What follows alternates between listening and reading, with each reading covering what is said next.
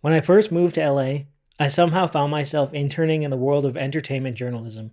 I interned at IndieWire, Screen Daily, and a smaller place called the Hollywood Newswire.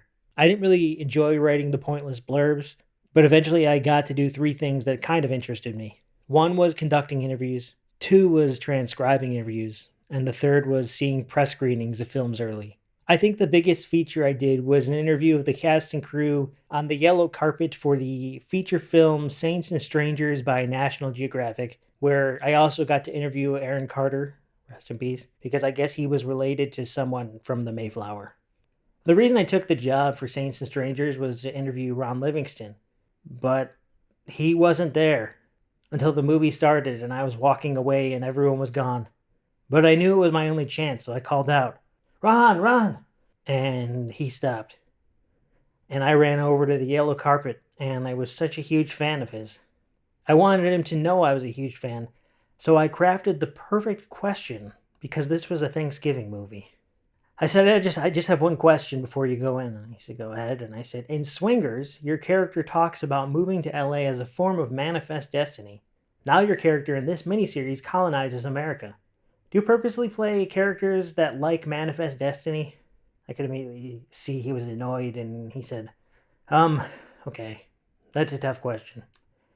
It comes full circle. Really gonna have to think about that during the 90 minutes of the screening. And then he ran into the screening. I thought that this was going to be such a smart question and he was going to be entertained, but he did not seem to be. So I left and I wrote my IndieWire article that I wasn't sure why they let me publish because it was definitely not on brand. A little while after that, I got invited to this event for Mike Birbiglia's movie Don't Think Twice. It was a group interview in some fancy part of LA. We got to see the movie, they valeted our cars for free, and then we got expensive food and a bunch of drinks. At the time, Birbiglia was my number one hero. I'd seen him live twice. My girlfriend's boyfriend kind of changed my life. At the time, I thought it was the greatest story I'd ever heard.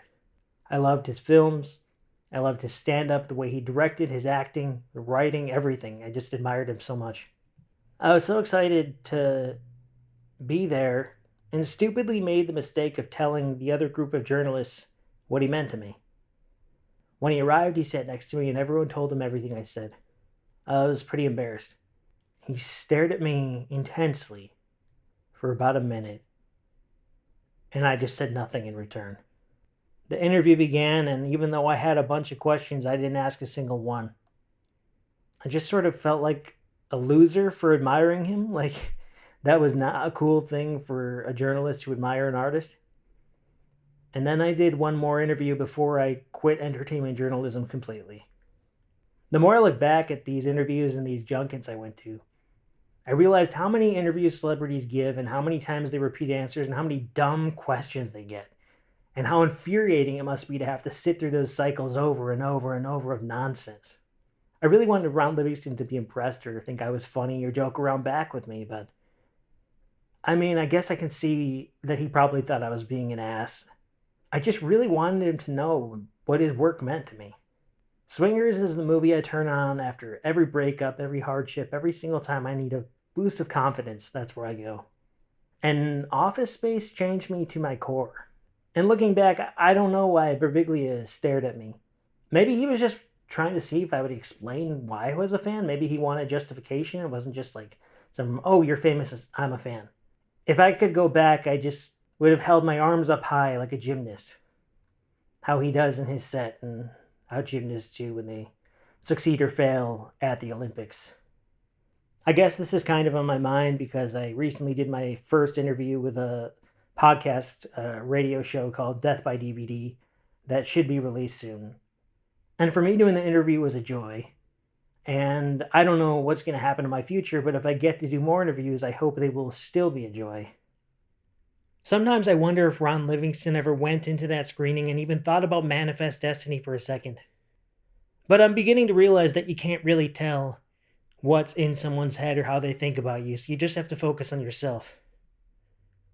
Well, actually, except for interviews. Then you can tell what's in someone's head. Or at least what their publicist told them to say. Thanks for listening. Like and subscribe. Glad you're here.